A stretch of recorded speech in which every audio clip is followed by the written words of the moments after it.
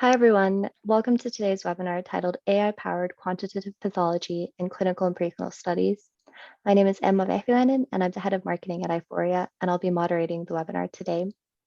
We'll first start off with a brief introduction to Aiforia from our Director of Scientific Strategy, Dr. Thomas Westerling-Boe, followed by presentations from Dr. Alex Klimovich, Senior Principal Scientist at Boehringer Ingelheim, and followed by Dr. Rish Pai, Consultant Pathologist and Professor of Laboratory Medicine and Pathology at the Mayo Clinic.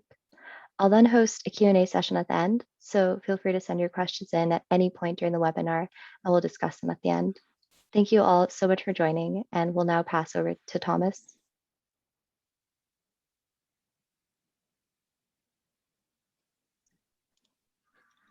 Good morning and good afternoon, everyone. So it's really great pleasure to join everyone this morning, afternoon, or evening, or middle of the night, depending on which time zone you're in.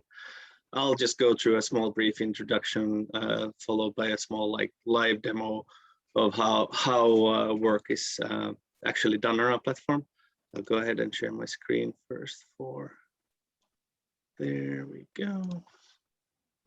And so our company, as you might have guessed already, is Aiforia, and what we do is really providing a global reach with our platform for AI in digital pathology. And so you both have the ability to deploy AI models, either developed by ourselves or developed by you as a customer and user, and you can validate and test and go through the entire process from uploading your slides using the platform as a back system, going through creating models, deploying them, and sharing them with your organization. And so, as you can see from this slide here, we really have a global reach. The benefit of being a cloud infrastructure is that there is really not a lot of places in the world that we cannot reach, and you don't need to have dedicated hardware. You don't need to have, install new software versions all the time. You just use whatever computer you have accessible at the moment, what you're using in your normal daily work, and then you just log in through a web browser to the interface, and that's really all there is to it from your own local IT needs. We have two major solutions. So we have our research arm and we have our clinical arm. So in the research arm, you can use it as a PACS, you can use it to upload, view slides, share slides, you can use it for education. Then you can, as I mentioned before, you can use our so-called Aiforia Create module to create your own AI models, and that is something that you'll see later in my live demo, but you'll see the end result of what you can do as a user in Rish, Dr. Pai's presentation, where he essentially has done all that work single-handedly. And then we have our custom services, and Alex represents, or Dr. Klimovich represents an aspect of that, where we have built a custom designed AI model for his needs, and then after their own internal validation, they can then get the AI model deployed in their organization. For our clinical, we have a CIVD marked clinical viewer. We are also bringing out some validated core AI models, and we can obviously do the same bespoke AI models as in the other work. And then you can deploy it in our clinical workflows. So what we do is essentially supervised learning. And if you just take the simple example of having a bunch of numbers that are images, and you want to catalog them and sort them into some order structured data, what you need to do is first provide some labels, training labels to give examples of what a 0 or a 9 looks like. And then when you have done that, you have validated the model, then you can throw in some input data, which is the random bag of numbers, and then get the sorted output of structured data out.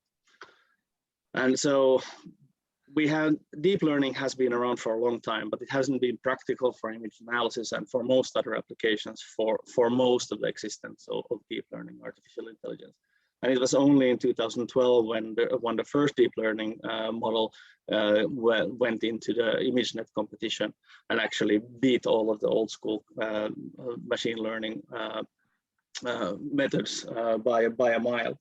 Then in some years later, we had the first time where deep learning or automated image recognition could perform better than an average or a random human.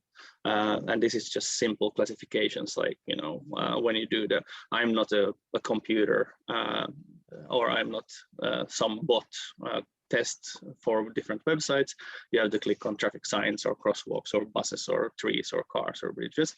Those are the types of image stats that we're talking about here. So an average human gets it right 95% of the time. And in 2015, deep learning became better than humans at this task. Our training workflow, like I alluded to in the number example, you upload an image, so digital pathology image, it can be bright field, it can be multi-channel immunofluorescence, really anything. And then you can provide some labels, you run the neural network, and then you deploy that after validation to your own system so that you can actually check new slides. Oh, 1 second. Okay.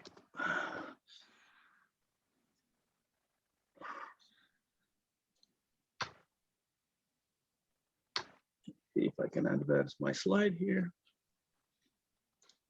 There we go. So if you go to our website, we have a lot of really a big wealth of different case studies, neuroscience, oncology, toxpath, all kinds of things. So please go and have a look at those. I won't go through any of those examples today. There's a lot of different things, including instance segmentation, immunofluorescence, etc. So our platform really can provide you with a wealth of AI tools, really everything that is out there. The most cutting edge solutions are there for you, and really all in one coherent platform. And I also want to plug, we had a couple of papers earlier that I co-authored together with our collaborators from Charles River Laboratories, Mark Smith and Agat Bedard and Alex Turab, and we have webinars for these as well with my co-authors. Please go and check them out on our website, and you can have a look at the recorded webinar. And so with that, I'm going to switch over for a couple of minutes to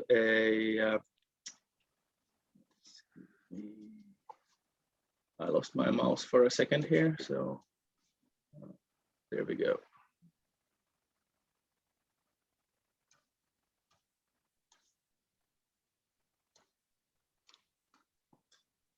So I'm going to show you a couple of just practical steps of what it actually looks like, what happens when you do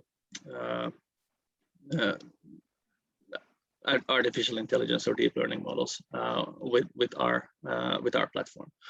So here in this case we have a mouse lung. It's the KRAS P53 mouse model from Tyler Jack's lab, and this image is courtesy of Peter Westcott from the Jack's lab. And so the real case, the real world example here, and the AI model that we have developed together with MIT is an automated tumor grader. I won't do something that complex for today, but rather I will just make an AI model that can differentiate between tumor and normal. And so in this case, what I would do is zoom in on areas that I think is both tumor like here, but also look at regions that might be confusing for the neural network, like here, where I don't want to categorize this as tumor, or like here, other denser material or denser tissue that is clearly not tumor, but that I think, based on my experience, that the neural network might get a little bit confused. So I have done some of these annotations already, and I'll switch them on so you can see them. And so I will just draw one more annotation to illuminate the process. So we have something called training regions, and this is this black contour here. Interesting. Apologies. So this black contour here is called a training region, and this is really where we kind of focus the neural network to look only in particular regions of each slide. You don't want to load whole slide images into a neural network architecture because it's just way too much data. Technically, it's really tricky, almost impossible to do, and also it does not provide anything useful for the neural network. The neural network needs samples of different things. They don't need a ton of data. And then within that area, I'm going to say that this here is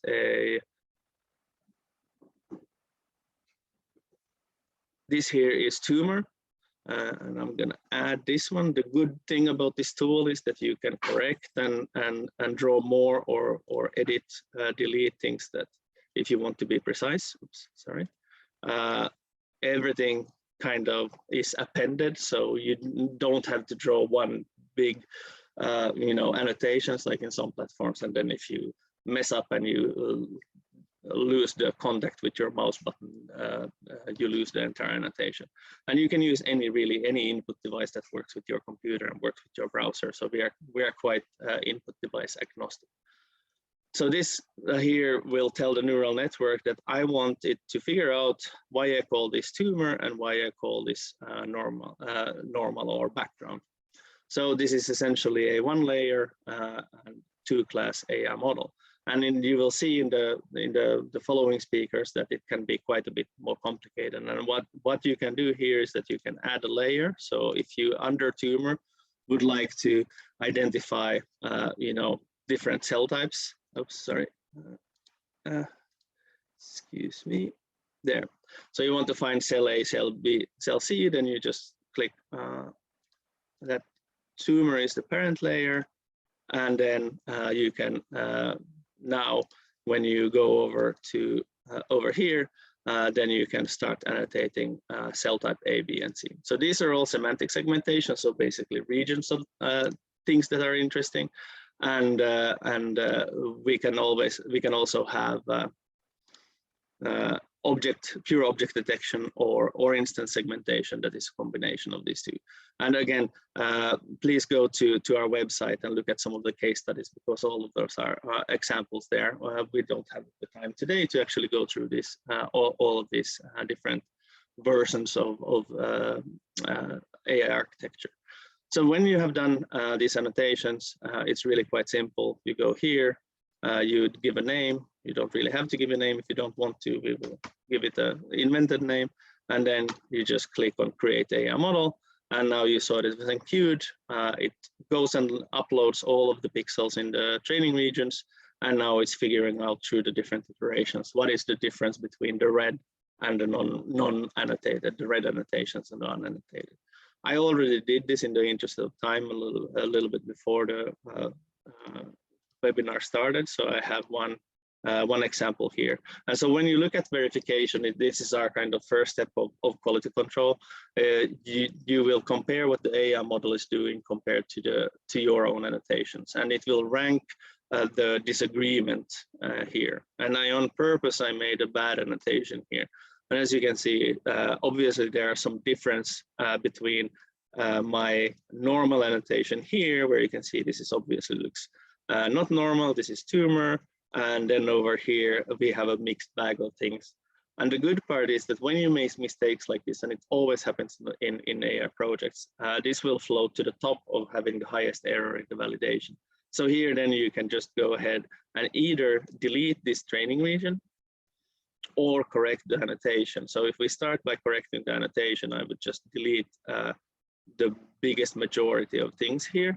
But if I think that that's too arduous, I don't want to do it, I would just go ahead and delete that entire training region. And now you can see that there's a dotted line that there's been a training region. So now if I rerun the model, it won't look in this area anymore and it won't get confused.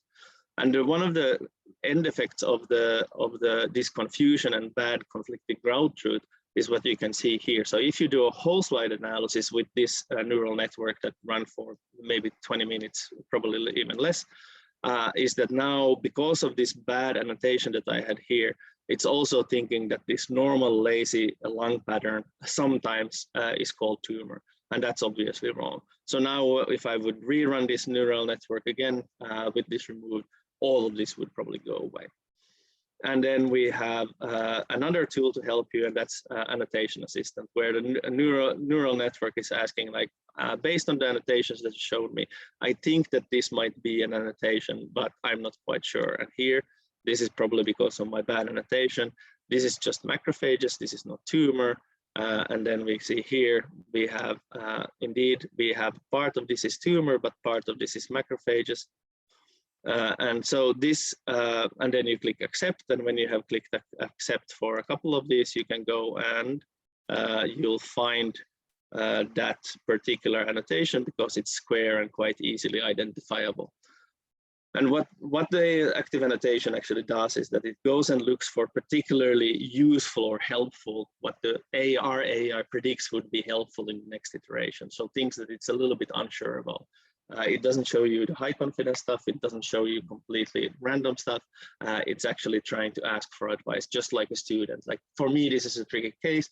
Can you give me some advice on what is happening here? And then when you have again added these, then you would go and you would run a new AI model, and it goes into running. So the first one that I did, the 10 minutes, it took 21 seconds. Verification is still in queued, but I'll stop there. And if we have some time at the end while we do Q&A sessions, I can bring this view back up and we can look at the actual results of version 1 version versus 2 when I brought in those couple of introductions. And so with that, I want to stop, and I want to give the floor to Alexander Klimovich from Boehringer Ingelheim. Emma, do you want to say some words before Alex starts? No, we're good to go. Thanks for your presentation, Thomas, and let's pass over to Alex. All right, let me just get my video going here. Hi, everyone, and thank you, Thomas and Emma, for having me here today. Let's just get my screen shared. All right. And so before I get started, I just have a few disclaimers. The slides in this presentation were made by me, and the opinions expressed are my own. And with that, I'm really excited today to be able to share with you some of the ongoing work that we're doing with Aiforia, building AI-based image analysis and large-scale data analysis for DSS colitis. So preclinical disease models are very important in the pharmaceutical industry as we use these to demonstrate the relationship between pharmacokinetics, pharmacodynamics, and target engagement. And these models empower our project teams to make critical decisions. Our ideal models are disease relevant, but they also have a fast turnaround time. So I work in the immunology and respiratory disease discovery research department. And so one of our cornerstone diseases is Crohn's disease. So we focus on models of colitis or intestinal inflammation. And for this, and for us, the DSS colitis model, or dextrans sodium sulfate colitis model, is very well suited for decision making. It has several disease-like pathology features, and it only takes about 7 days to turn around. So with these short model turnaround times, we really need to have an efficient histopathology scoring workflow to be able to evaluate the study and the results and enable timely follow-up studies, as well as to enable project team decision making. So here's our DSS colitis model. You can see here we start with 3% dextrans sodium sulfate in the drinking water of the animals. This goes for about 5 days, at which point these immune competent animals start to develop intestinal barrier damage. So the epithelial layer starts to degrade.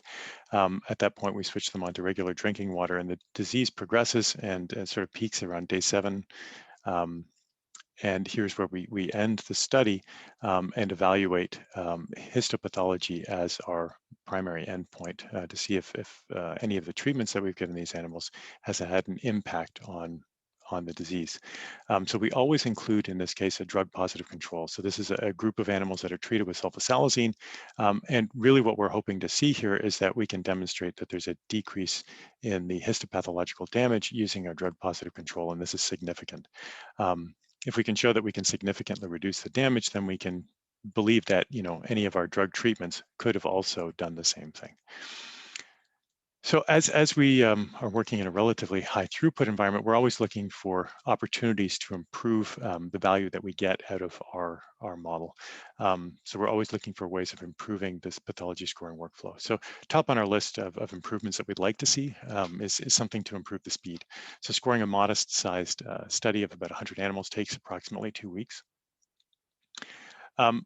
But also on our list are things to improve upon is the quantitation. Currently, we use manual, subjective, categorical histopathology scoring.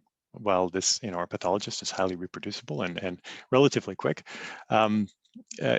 we thought that if we could improve this by providing a more objective, automated, continuous variable scoring system, that we can improve the statistical power, and be able to detect more subtle differences between groups, and perhaps even be able to reduce the number of animals that we include per group. And finally, we also like to look at ways of improving the scope of what we pull out to extract a maximal value from the H&E images, so that can we collect more than the limited number of parameters that we're currently measuring due to time constraints? Can we extract many, many more features that we could then even aspirationally use to differentiate between the effects of different compounds? So say one compound is having an impact on histopathology feature A, but the other compound, and the comparator compound is not.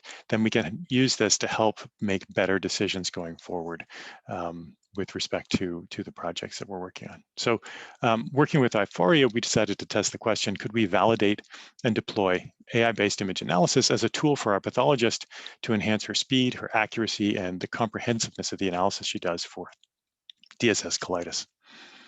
Now, the primary goal here is really to focus on speed.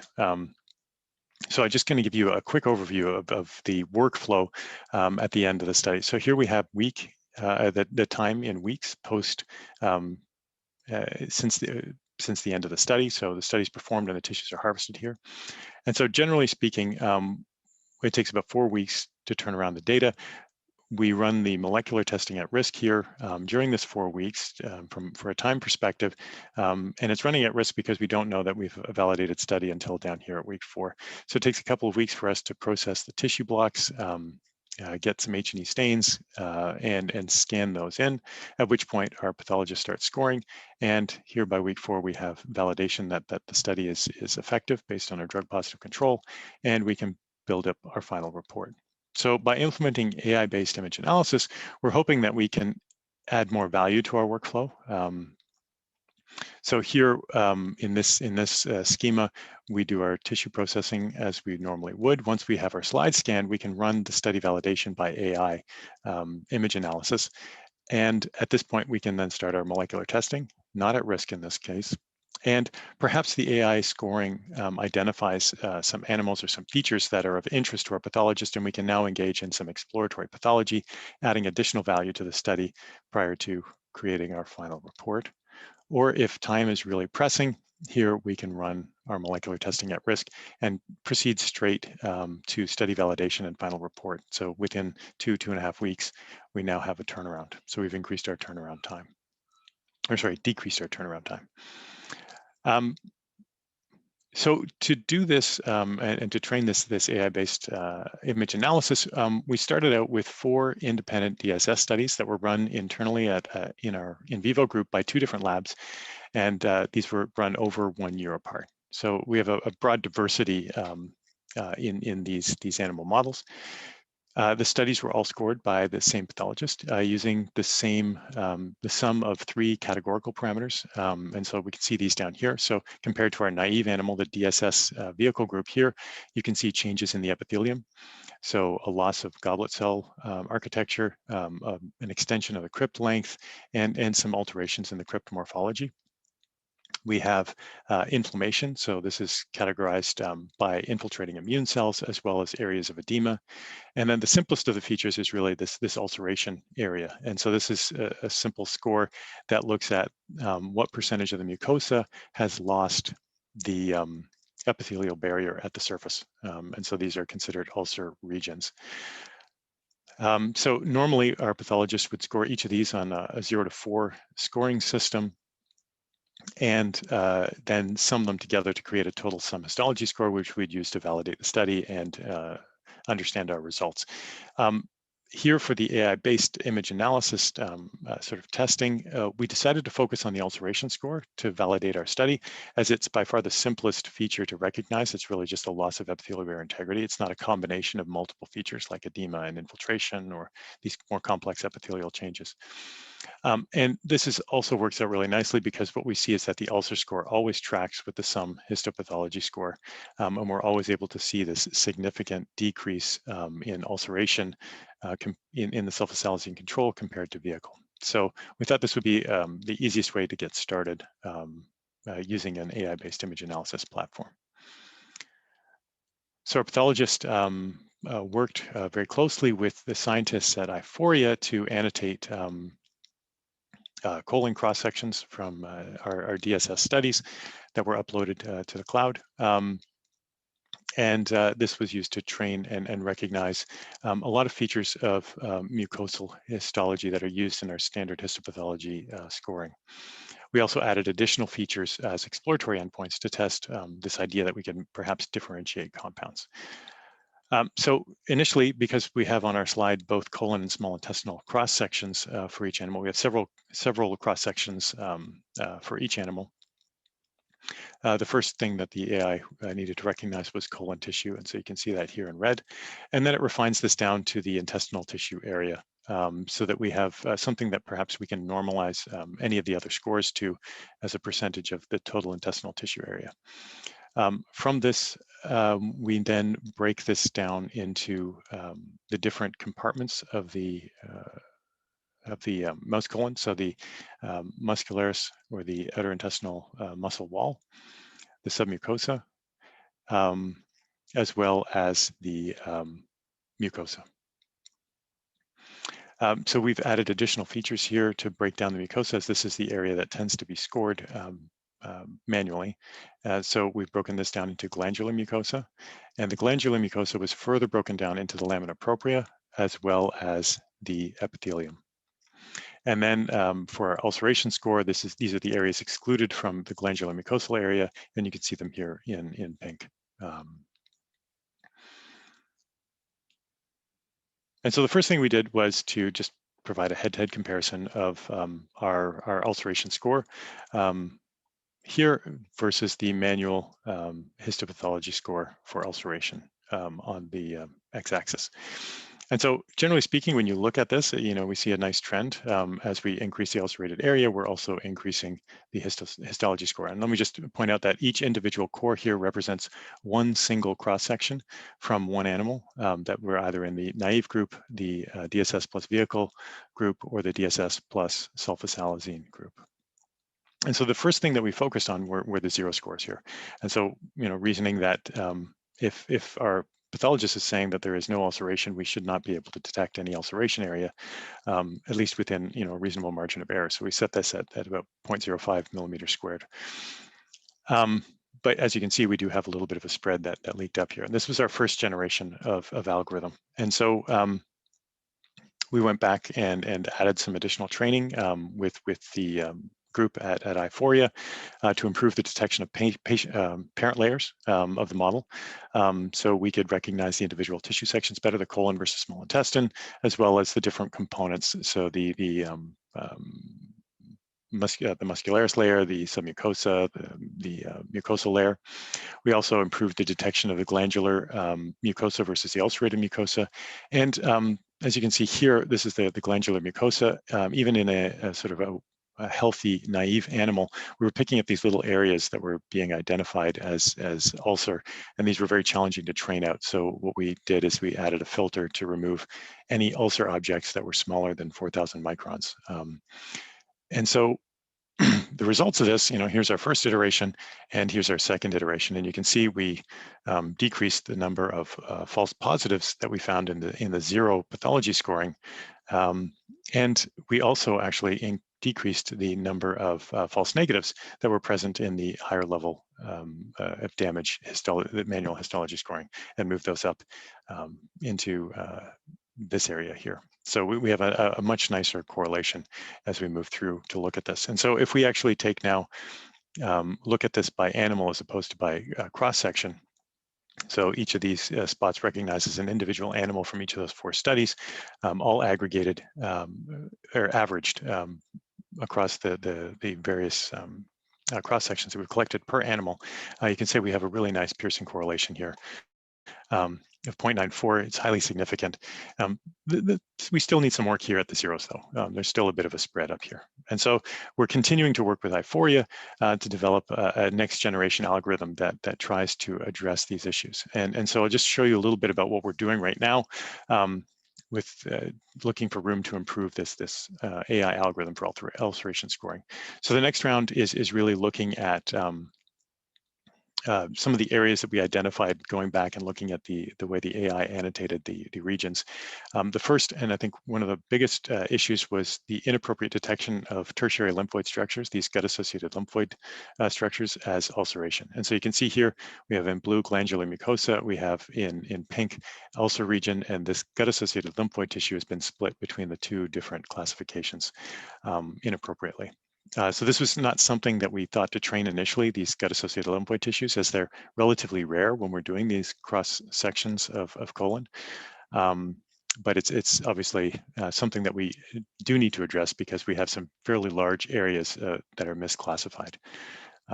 So we're looking at building in gut-associated lymphoid tissue. Another area that could lead to some differentiation between the score that the AI is giving and our pathologists is areas where there's actual wound healing across the ulcer.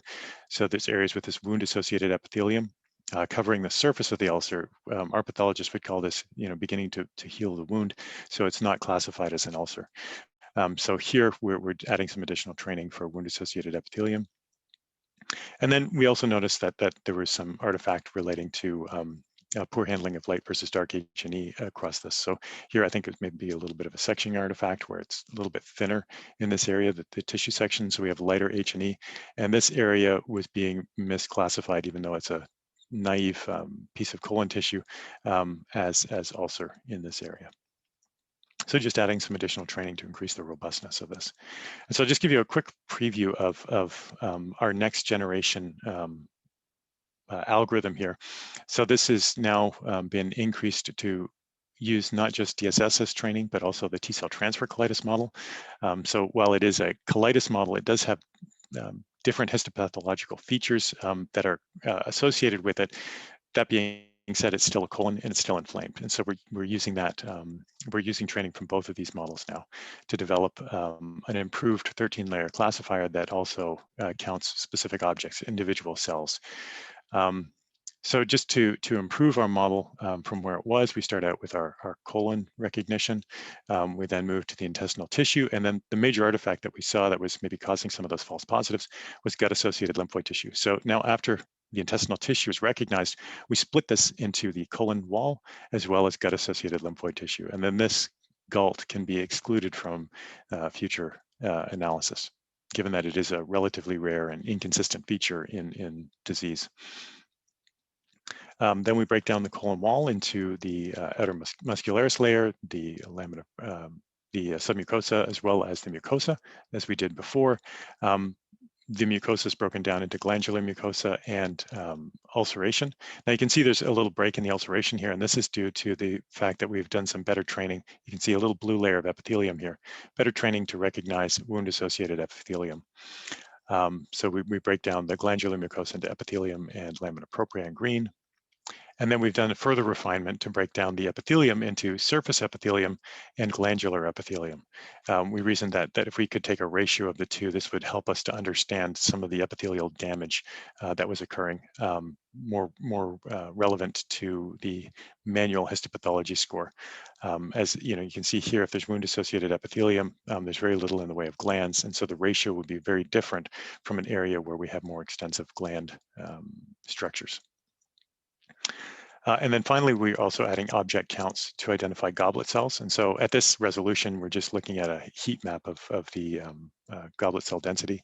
We're also looking at granulocyte density and mononuclear cell density. And so we can look at these either within the whole tissue, even within the GALT areas, or we can also extract this data by individual layer. And now, to get back to our original goal in validating our model, the original models that we were using, obviously the ones that I just showed you are currently in progress, and we haven't yet analyzed the full set of studies with them. But really what we wanted to do was determine, can we take the AI score that we've developed, it did seem to correlate very nicely with the pathology of disease and our pathologist scoring, and see, can we use it to replace the pathology scoring for validating a study. And so to do this, we wanted to put them on the same scale. We were using a continuous variable versus a categorical variable. They were on completely different scales. And so we wanted to scale this. So to do that, we went back into the literature and found a nice paper by Kozlowski et al., where they used Definian's machine learning to automate analysis of DSS colitis. And they compared that to their manual scores. And they did this with a normalization equation shown here, where effectively the naive animals are turned into a 0. The vehicle DSS treated animals come out as a 1. And then you can follow your treatment groups as somewhere between 0 and 1. And you can see here that there's a really nice correlation between the manual histopathology scores as well as the normalized automated scores. So it's a really nice way to compare apples to apples in terms of scoring between these two different types of systems. Now, as we had 3 to 5 replicates of every midcolon per animal, we took the mean score per animal to represent. And so when we do the same thing, so in red we have the histology scoring, and in blue we have the AI scoring. We saw something very similar to what Kozlowski et al. Had seen, is that we see very good correlation between the different groups and the histopathology scoring, or the normalized scores, across the different scoring modalities.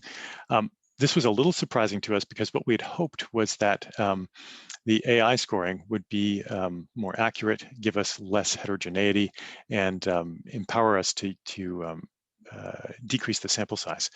That didn't turn out to be the case. When we actually calculated our sample size here, you can see that it didn't change measurably between the different scoring methods. And this, yeah, as I said, it surprised us, but I think what it tells us is that the spread that we see in the histopathology scoring is not necessarily related at all to the scoring methodology. It's more related to the heterogeneity within the animals in this model. So we weren't able to decrease the sample size after all. But what we did see was a very nice decrease here by sulfasalazine treatment compared to the vehicle control. And so when we just focus on the AI-based scoring there, you can see that there is a significant decrease when we take the aggregated data from all 4 studies, looking at the histopathology of sulfasalazine treatment.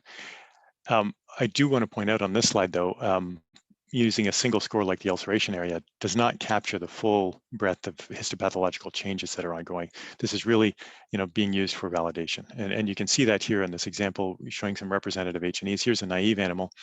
The vehicle animal, treated animal, has a lot of damage. There's a huge areas of ulceration, but there are also a number of other different histopathological changes that you can see compared to naive.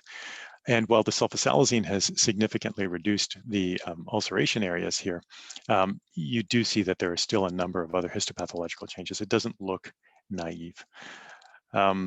But back to the point of, can we use this ulceration area score to validate our studies? When we break these animals down into the individual studies, the 4 studies that we used, you can see that each one, the sulfasalazine significantly reduces the ulcerated area compared to the vehicle control, suggesting that, similar to what we do with our pathologist, that we can successfully validate DSS studies using this AI-based scoring system. And so the final thing that we were hoping to be able to do was to expand the number of histopathological features that we extract from our H&E images. And here was sort of a twofold goal. One, to automate the entire AI or the histology scoring process, but also to capture additional features that we may be able to use to differentiate between different compounds being used in the same model system. So if we treated with an anti-TNF versus dexamethasone versus sulfasalazine, can we identify subsets of features that are affected by one or more of those drugs versus the others? So what we did here was normally histopathology for DSS is focused on mucosal pathology. So we decided to extend beyond that and evaluate, here in orange, the submucosa as well as the muscularis wall. We also added more granularity to the mucosa, looking not just at ulcer versus non-ulcer, but also breaking down lamina propria in blue as well as the epithelial areas. And then, as I mentioned, in our next generation of scoring system, we're also counting granulocytes and mononuclear cells as well as goblet cells, with the hopes that these will be able to correlate very nicely with the inflammation scores that our pathologist is collecting, as well as the epithelial damage scores. And so then taking all of these raw scores and also creating some new scores out of them by normalizing, say, the epithelial score by the mucosal area or the epithelial area by the total intestinal tissue area, we created more than 70 different parameters using these raw and normalized areas. And then we did a comprehensive analysis to see, are there differences between in the impact of sulfasalazine on these. We don't yet have a study where we've compared different drugs, so sulfasalazine versus something else. So I'll just show you a single graph to sort of summarize our thoughts on this. And so here we're looking at 2 of the automated scores, the ulcer area and the submucosal area. These were normalized using that equation that I showed you earlier, so that they're both on the same scale. And what you can see here is that compared to vehicle, the sulfasalazine treatment has had a greater impact on reducing the ulcer area than it has on the submucosal area. And so the idea being that, if we were to compare it to another drug, that perhaps that other drug would have a more effective impact on both of these areas, or perhaps it would have more effective impact on the ulceration area or the submucosal area than the ulceration area. And so this is something that we're actively looking into by identifying some additional studies that compare multiple drugs in the same study. So in conclusion, we've in working with Aiforia, generated on their platform an AI-based algorithm to quantify DSS colitis histopathology scoring. We've created an AI ulcer score that's highly correlated with manual ulcer histology scores. Unfortunately, the AI ulcer score did not improve provide a power advantage over the histology score, I guess suggesting that our pathologist herself is a bit of a machine in terms of being able to score. And this AI scoring enables timely capture of many more pathology features compared to manual scoring. And so we have a new workflow. So as opposed to a sort of 2-week manual analysis now, using the AI-based image analysis that's been trained, we can, depending on the size of the study, run the analysis. Takes about 8 to 16 hours. The next day, we run some manual QC with the pathologist and export the data for analysis. So we're continuing to improve the robustness and accuracy of the AI algorithm. As I mentioned, we're expanding into other disease models to sort of cross-train to make a more comprehensive colitis model, not just a DSS colitis model. We're validating and what we're doing right now is looking to validate the AI workflow head-to-head comparing to standard pathology using a prospective DSS study that compares multiple drugs to each other. And we're adding or evaluating new feature detection. So we've increased the number of layers to 13, and we're now collecting additional pathology features like goblet cell counts and leukocyte numbers or density, so that we can use these as surrogates for some of the other features that are normally scored manually. And with that, I'd like to thank the scientists that were involved in this study. So Jay Zhang, our study pathologist, and Priyank Patel, who did the data analysis, as well as the scientists at Aiforia who developed the AI model, Lindsay, Hanakaisa, and Sammy. And with that, I'd be happy to take, I guess we'll move on and I'll take questions at the end, or how's this going to work? Yeah, thank you so much, Alex, for your presentation. So we've had some questions come in and we'll take them at the end. So what we can do is move on to Vish now. And yeah, just Okay. all the attendees, feel free to submit your questions at any point and we'll get to them at the end. Great. Thanks, Emma and Tom and Aiforia for organizing this and allowing me to talk about my project on using AI to identify quantitative features in colorectal carcinoma. This is an area that's of big interest of mine, so I'm excited to share this with you. So I'll give you guys a brief overview of the current state of colon cancer and how pathologists, I mean, I'm a practicing pathologist, so this is something I do every day, but basically there's tremendous histologic heterogeneity in colon cancer, but these aren't really captured in how we report these, and so they're kind of lost in terms of how they affect patient care. We know there's a lot of histologic and molecular features that are associated with prognosis in colon cancer and even can predict response to certain chemotherapeutic agents. There is some suboptimal level of agreement among pathologists among reporting these features, so we're not doing a great job reporting some of these features. And as I mentioned earlier, these features aren't really captured well in current reporting of colon cancer. So again, they're kind of lost and not really affecting patient care, even though we know that there's a lot of features that are important. These are more classic features that are used to guide treatment of colon cancer, particularly those that present with no lymph node metastasis. So things that will affect the oncologist's treatment of patients include things like grade of tumor, if we see the invasion into veins or lymphatics, perineural invasion, if the tumor deeply invades and penetrates the outer wall of the bowel, and something called high tumor budding that I'll talk about and spend quite a bit of time on. But there are many other factors that have been shown in the literature that we're not really using right now in clinical practice, but I think they've shown to have importance. Something called polydifferentiated clusters, which is similar to tumor budding, and it's a marker of invasiveness and metastatic potential. The ratio of carcinoma to stroma, the type of stroma associated with the invasive cancer, and then the type of immune response associated to the invasive cancer. And then there's a lot of molecular factors that I won't really touch into. So there's a whole host of factors that we know can influence how colon cancer behaves, and many of these will also influence how clinicians treat patients with colon cancer. So I've just summarized them here, and the whole point of this table is not to go through them, but just to highlight just how many features there are, and how very few of them were able to provide a quantitative measurement of this. And the tumor budding and polydifferentiated clusters that we do provide a quantitative measure is really we pathologists look at just a small area and count these items in this small area, and we don't really get a global sense of this. So again, the quantitative nature that we're providing right now is quite limited.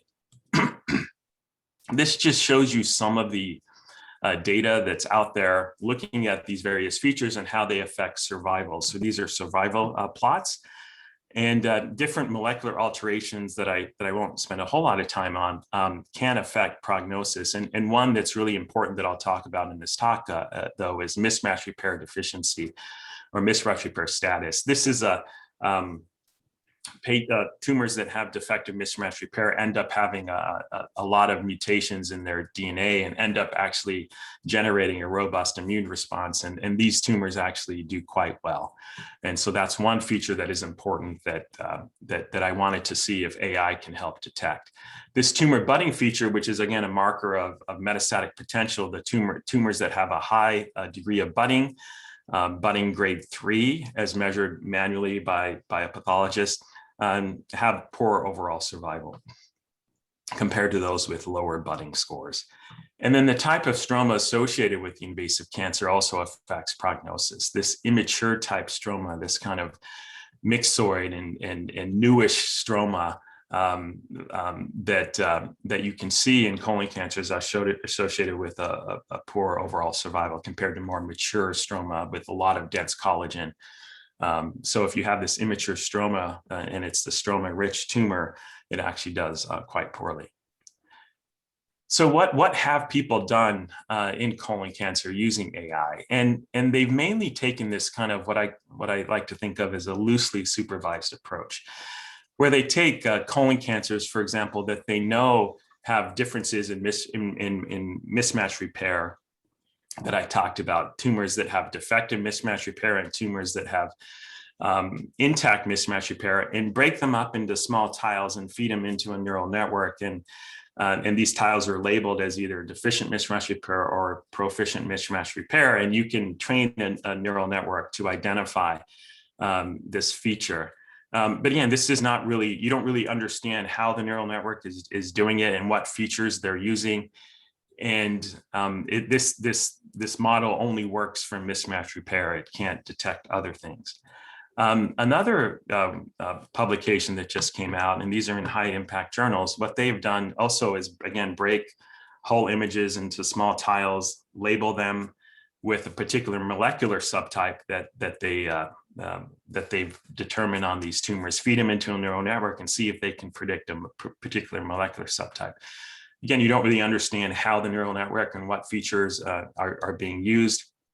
And again, this neural network can only detect these molecular subtypes. It can't be used for anything else. So another way to think about AI and what Aiforia does is the segmentation. Basically break the image into regions or objects that we train it to recognize. And there actually has been just a few studies doing that in colon cancer. And the segmentation that's been done has been quite limited and relatively simple, just identifying fat, lymphoid aggregates, mucin, smooth muscle, stroma, and epithelium, not really looking at more detailed features. So what I wanted to do was to train neural networks to identify more complex features. For example, these features that I'm showing here, and I won't bore you with why this is high grade and this is low grade, but just to highlight that there are at least visual differences between these two grades of cancer. I wanted to detect mucin. I wanted to detect tumor necrosis. Tumor budding, which ends up being really important, are these little small single cells or small clusters of tumor cells that are kind of a marker of invasiveness and increased metastatic potential. And tumor budding are just small little clusters, and poorly differentiated clusters are larger clusters, but they represent the same process. And then different types of stroma that I've illustrated here, and then infiltrating lymphocytes, which are these small cells with just mainly just a nucleus that you can see infiltrating or within the carcinoma. So would quantitative assessment of these features provide value? And that's what I wanted to use Aiforia to detect. So as Tom mentioned, you can make these layers as simple and as complex as you want, depending on what you want to detect. And this is the layer tree that I organized within Aiforia. First, I wanted the neural network to identify tissue, and that's relatively simple. And then then after it recognizes tissue, there's this what I call the main layer, or the CRC layer, which really breaks down the image into carcinoma, fat, tumor budding, and poorly differentiated clusters, mucin, necrosis, smooth muscle, and stroma. Within the carcinoma layer, I have it break down the carcinoma into signet ring cell carcinoma, which is this particular subtype of carcinoma, low grade, high grade, and then within each one of these, an object detection of lymphocytes. And then within the stroma layer, I have it break down the image into mature, immature, and inflammatory stroma. So it's a filtered process, first tissue, then this main layer, and then within the carcinoma, there's multiple other layers, and then with stroma, there's other layers. I won't go through this except to say that if you're going to do this, you really need to come up with what the real clear definition of these features are before you start annotating, because you'll end up forgetting exactly how you define these features. So, some of these features are really clearly defined, but some of them, I think you just need to think about it. If you're going to have multiple people annotate and train, that you want to make sure that they're doing it in a standardized fashion. And so these are just some of the definitions that I've used. And there was 2 of us that basically have been training this model. So the training cohort, and this is the first version of the model. We're on version 2, and I won't be showing any data on version 2, but it's quite exciting. But the version 1 was trained on just 230 colon cancers in some whole sections and tissue microarrays. Model version 2 is trained on over 500 colon cancers. And so we manually annotated different regions that I've talked about according to the layers, and then just train the neural network to identify these. So these are the manual annotations that kind of Tom showed, the training region in black, and then different colors for the different features that we're annotating. And object detection is just placing a circle around the tumor infiltrating lymphocytes there. So each layer is trained, and you can see the segmentation output from the main layer, the stroma layer, the carcinoma grade layer, and then the tumor infiltrating lymphocyte layer here. And so there's a lot of different ways you can parse the data, particularly if you have an algorithm that's somewhat complex, like mine is. You can combine features, and you can come up with a lot of different outputs. And at least for this portion of the study, I determined 9 different features from this algorithm. I wanted to look at tumor to stroma ratio. So how is it a stroma-rich tumor, or is it more of a carcinoma-rich tumor? The percentage of tumor budding and poorly differentiated clusters. Again, this is a marker of invasiveness, metastatic potential. How much mucin, necrosis, how much high-grade carcinoma, and then the various types of stroma, immature, inflammatory, and mature, and then how many lymphocytes there were normalized to the millimeter squared of carcinoma. So first, we really need to show, does this model correlate with pathologist interpretation, just like Alex did with his DSS model? And so I took 4 pathologists that were not involved with the training of this version of the algorithm, and basically asked them to basically score tumor budding, score stroma subtype, score grade, and score tumor infiltrating lymphocytes, and compared the raters among each other and the raters to the deep learning segmentation algorithm. And this is the last column here. And these are interclass correlation coefficients. So anything above 0.6 is moderate or substantial agreement. Sorry, anything above 0.8 is almost perfect agreement. And you can see we're hitting the substantial to almost perfect agreement between the deep learning model and expert GI pathologist that looked at this. So I applied this version 1 algorithm to 2 different cohorts. These are relatively small cohorts. I've since version 2 of the algorithm, I've applied to over 2,000 colon cancers now, but I won't be showing those data. But it's similar to what I'm showing you now. Basically, test cohort number 1 was whole slides, and just wanted to correlate how these features work in whole slides.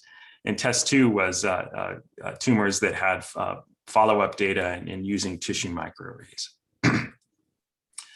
So this this test cohort 1 was recently published this year, and we described, you can read this about this algorithm and what we did in this study, but this is showing you some of the images, and it's always fun to look at different colors and just how the algorithm really does segment these images quite well.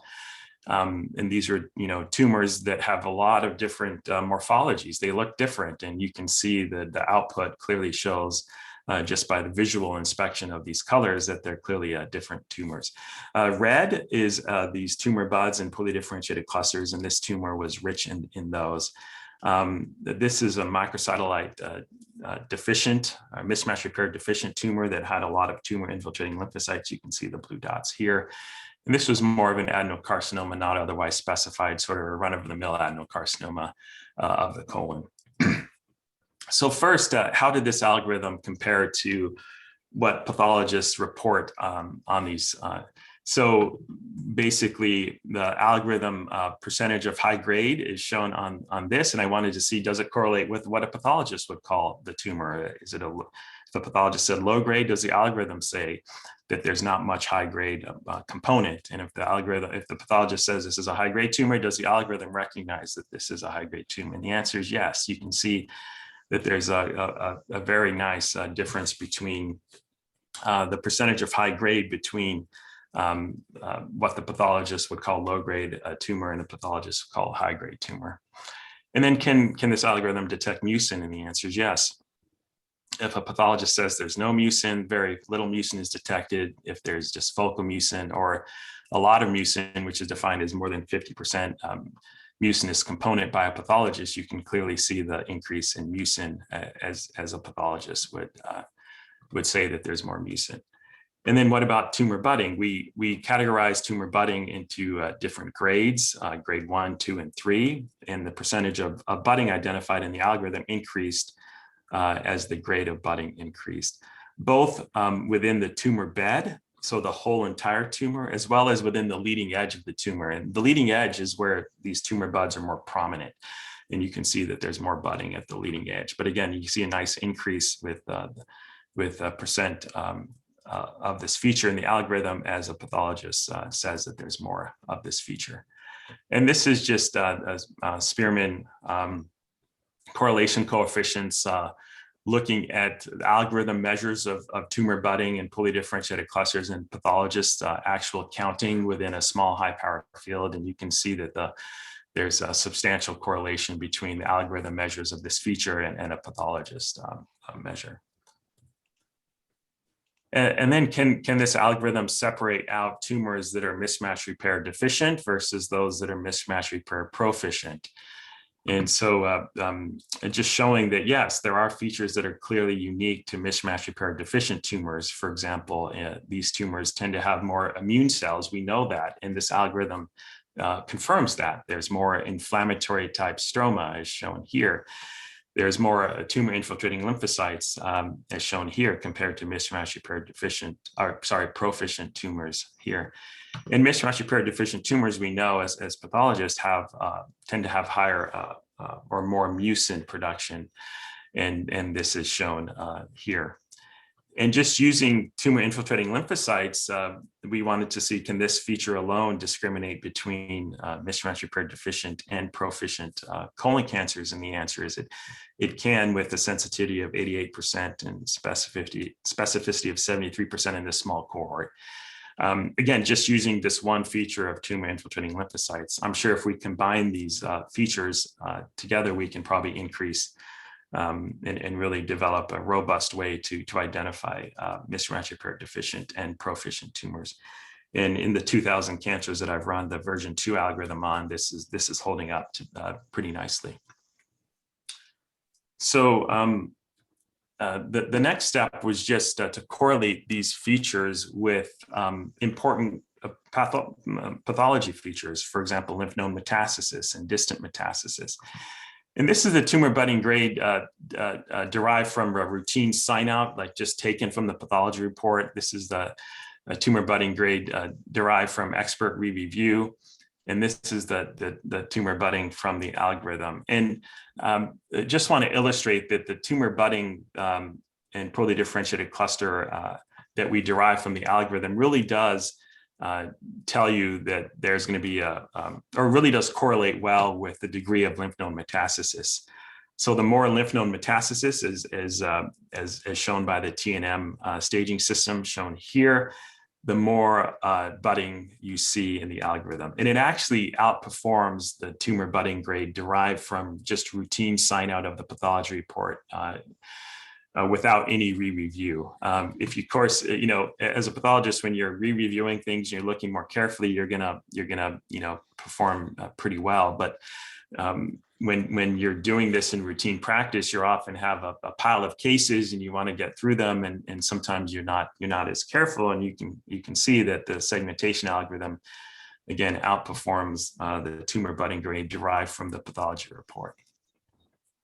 So this portion illustrates that the deep learning algorithm has good agreement with pathologist interpretation. This output has associations with pathologic and molecular features. Pathologic features like it correlates with lymph node metastasis, and you can identify mismatch repair deficient tumors. I really wanted to next use can this quantitative output help group carcinomas that have similar histologic features, and do those signatures or features have prognostic value. And this was just Spearman correlation coefficients between the different algorithm features. And I'm using this to illustrate that tumor budding and immature stroma go together. As you see more budding, you see more immature stroma. And tumor infiltrating lymphocytes and inflammatory stroma go together. They correlate well together. So it seems like these four features, immature stroma and tumor budding, and tumor infiltrating lymphocytes and inflammatory stroma, maybe are some key features that correlate with each other. Can we use these features to identify relatively simple histologic signatures? And why did I decide to use these features? Well, immature stroma and this tumor budding have really been thought to represent epithelial mesenchymal transition, which is a marker of invasiveness. And these are just some of the studies showing that tumor budding is thought to be a histologic representation of this epithelial mesenchymal transition, again, more a marker of invasiveness. And this molecular subtype that has been identified called CMS4 has a mesenchymal subtype, and it has high tumor budding and is stroma rich. So again, these two features we know a little bit about, that they represent epithelial mesenchymal transition. So it's kind of natural that we would group these together.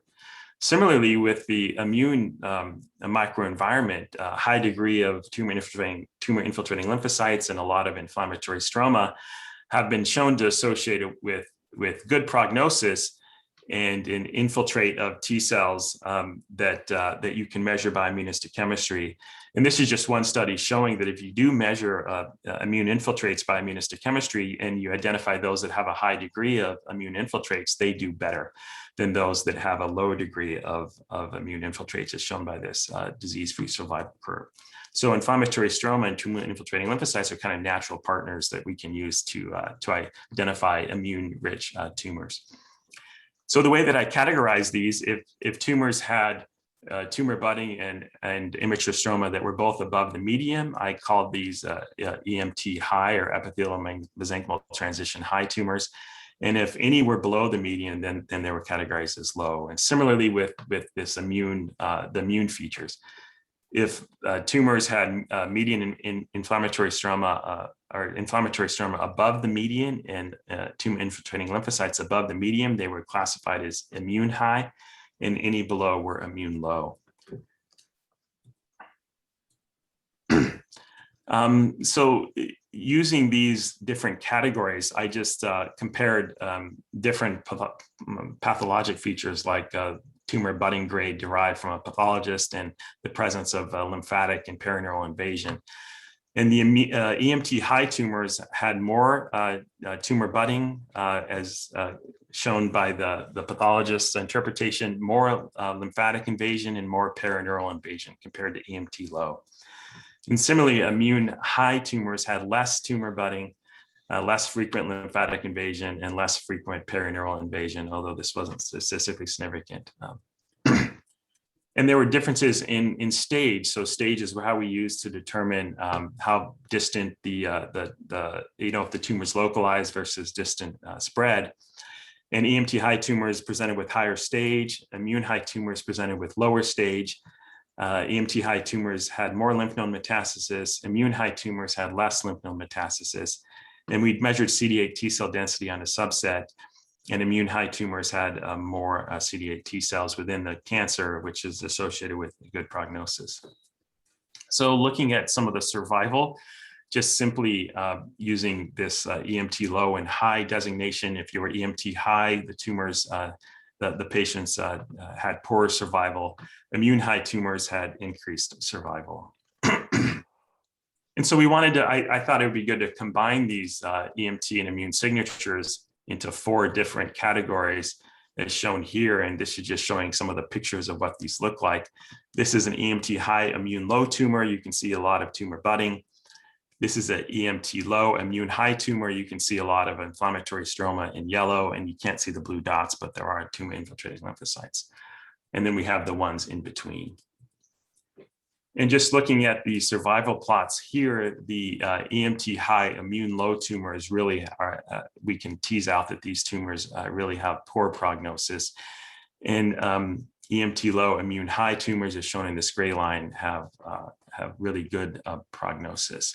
And this was independent of this is a multivariate analysis, including a lot of other factors that we know influence survival, like stage, mismatch repair status, lymphovascular and peritoneal invasion, and the EMT and immune signatures were independent of all of these other known features. So again, an independent histologic signature that we identified using deep learning to identify prognostic signatures in colon cancer.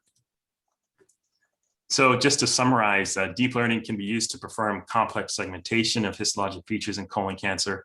This algorithm correlates well with interpretations by expert pathologists. This correlated with histologic, molecular, and immunohistochemical characteristics of colon cancer. This quantitative output can be used to derive prognostic histologic signatures. In that test cohort number 2, we use it to define EMT and immune signatures. But I think there's more complex signatures and complex way you can analyze the data that we're exploring in this with algorithm version 2 in the thousands of colon cancers. So the hope is to apply it to up to 6,000 cancers, and I've done 2,000 so far, and I'm excited to look at the data on the full 6,000 colon cancers that we have coming. So it can be used in a high throughput system. And Aiforia has been really helpful in helping me figure out how to do this in a kind of a high throughput way. So with that, I will stop sharing and hand it over to Emma. Great. Hey, thank you so much to all the speakers. So now we have some time left for the Q&A, and I can see that we have quite a few questions come in. If we don't have time to answer all the questions today, we will be sending a follow-up email a couple of days after this webinar. But yeah, let's get started with the Q&A. So the first question here, I'll direct towards Thomas about the Aiforia software.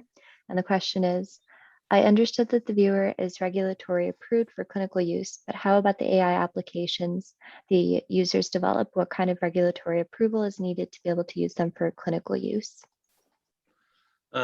Good question. So our clinical viewer has CE-IVD mark, which means that it's approved for clinical use in Europe, and we don't have anything approved in any other jurisdictions.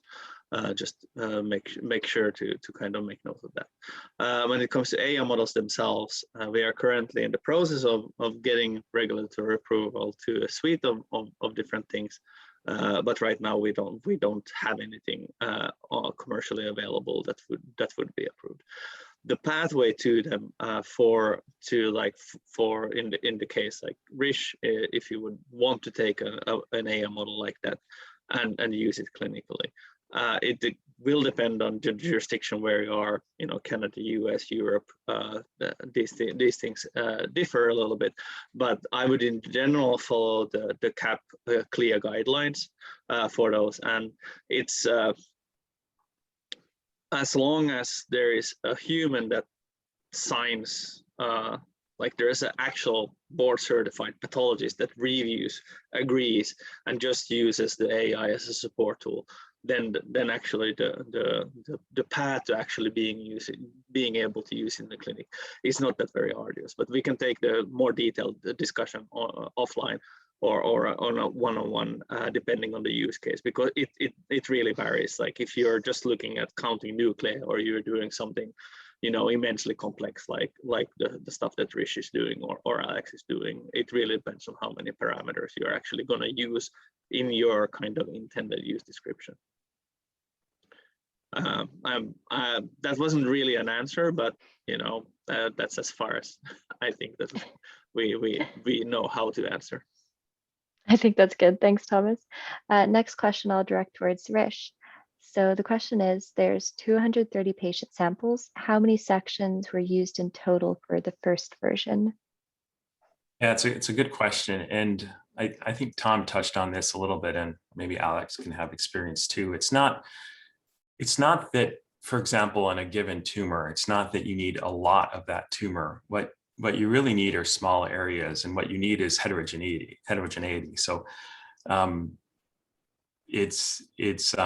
so for example, on what I did training for version 1, tissue microarrays, which is small portions of a lot of tumors, is actually quite helpful, rather than whole slides, annotating whole slides on, it looks like a lot of tissue, but you're just having the same thing over and over again. So you really need that heterogeneity. So in fact, the version 1 was mainly tissue microarrays, which have multiple punches, and it's one slide.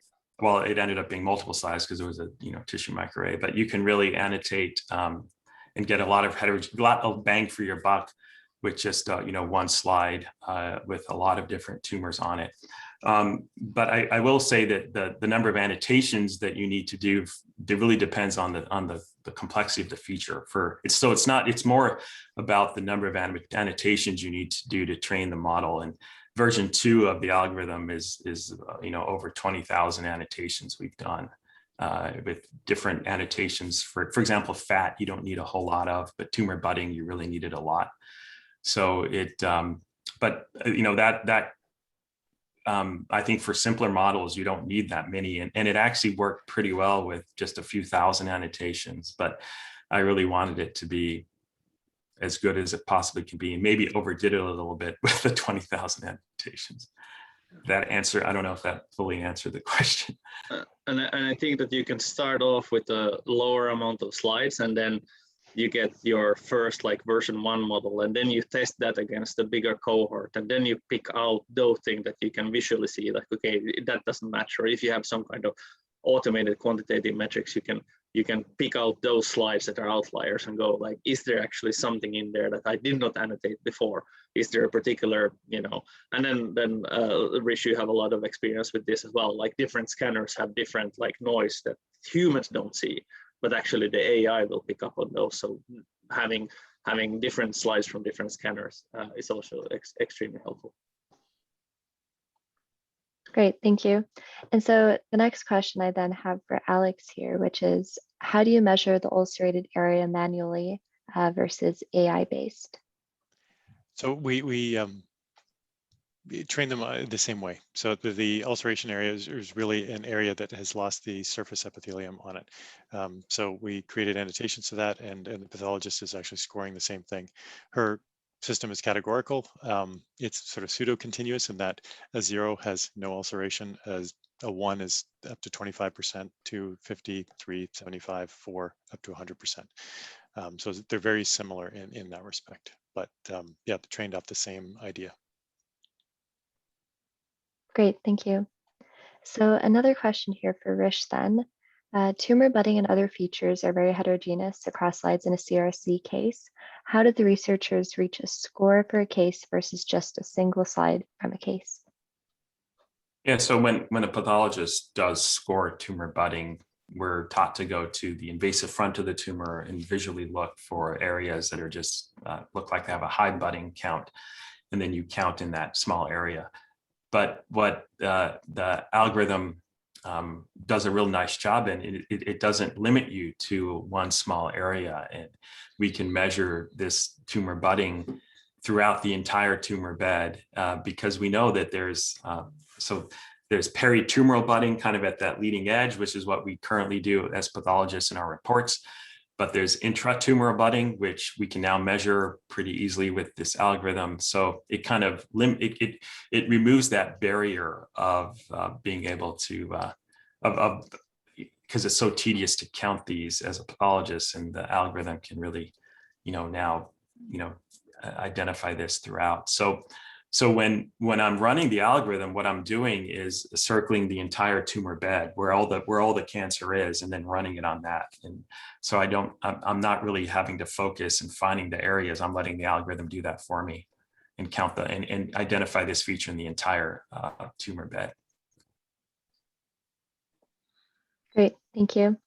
Next question here. So this one was touched on already, but I'll just ask it again, as it's directed towards Rish, and perhaps Thomas, you can pitch in here as well. The question is, what is the regulatory pathway for the deep learning tools as help to diagnosis in the context of the US? This is not my area. Tom might be able to answer this better, but the laboratory developed tests, which is a model that is used a lot in the US, where you basically you're doing this within your own institution, and so the pathway to get that into a pathology report and being used by a pathologist is much less than if you're going to try to sell this algorithm or market this algorithm to multiple institutions, and then the FDA might get involved. But this laboratory developed test pathway, again, I'm not an expert on this, but seems to be a pathway that has a little bit of a lower bar that we could deploy without having to go through a full regulatory approval.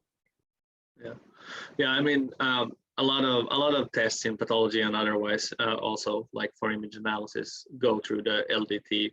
And like I mentioned, there's a lot of really good guidelines. CAP has really excellent guidelines, and there's lots of resources out there, and they're not that rigorous, and that relies on that the institution actually is certified, and the institution is following certain protocols for quality assurance. Then when we are trying to obviously want to commercialize and sell regulatory approved models, we need to show that for the intended use, wherever that is, according to some specifications, you use this scanner, you use this material, these staining protocols, it will always work, and it will always do it in a certain way with, so obviously the bar there is much higher, and I think that the FDA is still in a little bit, the entire regulatory landscape, to call it, is a little bit changing still. So right now there are no models, AI models like the ones that we've seen today, that actually would have regulatory approval already, and so it's an interesting and very changing dynamic field at the moment. Okay, great. The next question I have for Alex here. Have you tested your models for the GI on longitudinal sections, which enable to have a more representative view of the colon? Referring here to Aiforia's presentation, this is not the Swiss roll, but the longitudinal sections. And if so, was the model satisfactory? So we don't run that in-house. We do the cross sections. So I can't really speak to that, but I think, Thomas, one of your publications that you put up had the longitudinal sections. Yeah, so the CRL, so Charles River Laboratories, their Montreal site, and I think that they do it in a couple of other places, are doing the longitudinal sections for their DSS colitis model. And so it's a different AI model. We have different specs, we have different intended use, different targets for it. So quite different from the one that has been used. And these AI models, like the team that is involved is different, the strategy is different, the customer, like everything is different about them.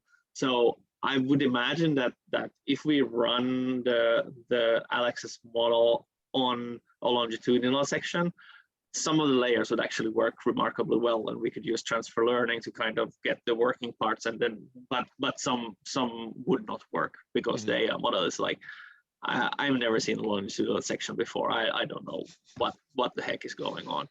So you would need to give some instruction there. But I think that the porting the current model into a longitudinal model is actually not that much work.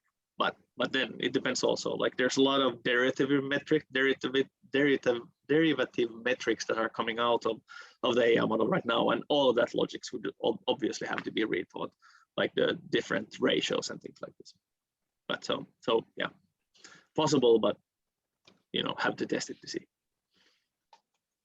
Okay, and I'll tag another question on here for you, Alex, which is, can the AI model detect and quantify neutrophils?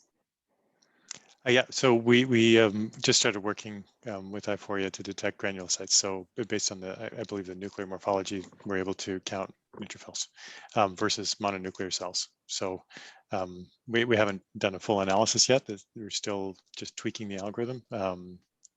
But yeah, we're looking forward to seeing how that works out. Great, thanks. And the next question is for Rish, which is, did you see immature stroma in close proximity with tumor budding, or was it also seen in areas away from tumor budding?